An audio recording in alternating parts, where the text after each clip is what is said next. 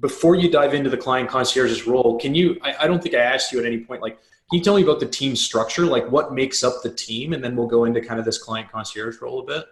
Yeah, I mean, what makes up the team is, I mean, like, what do you mean? Like, how is it What exactly? are the roles? How many people are there? And then like, what are the roles on the team? How have you structured that? Mm-hmm. Sure. So the team leader, obviously, I oversee the entire thing.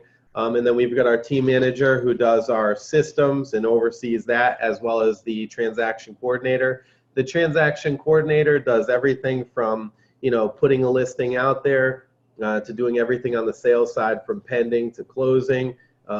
We figured out there's about 52 people involved in a transaction, and that transaction coordinator works with all of those people to get it through. And they also set the client's expectations, say, hey, listen, it's time to get your water meter reading. It's time to do this. It's time to do that. So it takes away a good chunk. And our buyer's agents do between 14 and 18% of all of the work of what a normal buyer's agent would do. So, so the transaction coordinator is a pinnacle, super important role, and they allow the agents. Then we have buyer's agents and listing agents, but we don't make them stay in just one category. If they want to list, if they want to buy, they can work both categories. Now, I don't know if that's a good thing or a bad thing. For us, it's been good, right? So we've got those roles.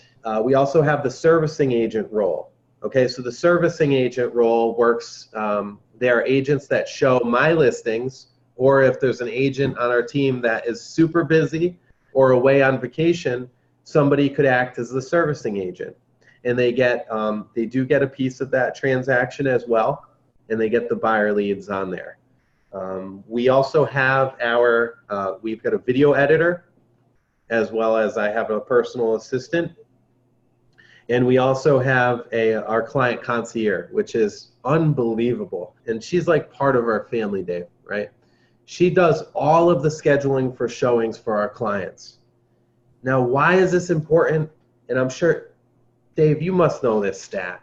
How many times does a consumer, and I don't mean to put you on the spot, but how many times in real estate does a consumer try to reach out to a realtor without an unanswered response? I mean, I don't have the straight number. I'd be plucking that out of thin air, but it's unfortunately embarrassing. There's been a lot of studies done on small businesses in general, and then obviously we have our own internal sort of stats and stuff on that. But yeah, it's kind of shocking. It's like half the time, right?